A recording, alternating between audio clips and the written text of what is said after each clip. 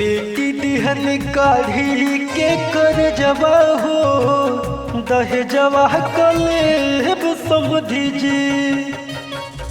बेटी दिहन काढ़ी के कर जवा हो दहेजवा कलेब समझी जी।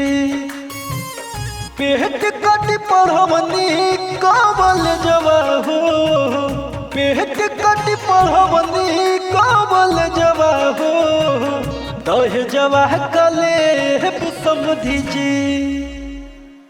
बेटी दिहन काढ़ी के कर जवा हो दहेजवा कलेब समझी।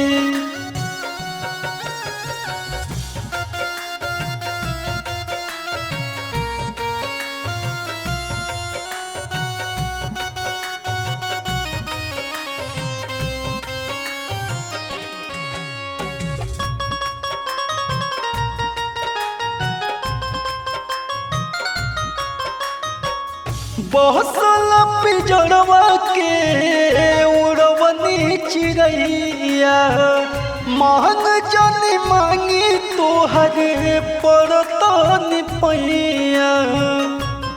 हाँ बहसल पिजड़वा के उड़वनी चिड़ैया महंग जानी मांगी तोहरे पड़तन पैया। पंखा कूलर टीवी गोदर जवा हो दहेजवा कलेब समझी। बेटी दिहन काढ़ी के कर जवा हो दहेजवा कलेब समझी।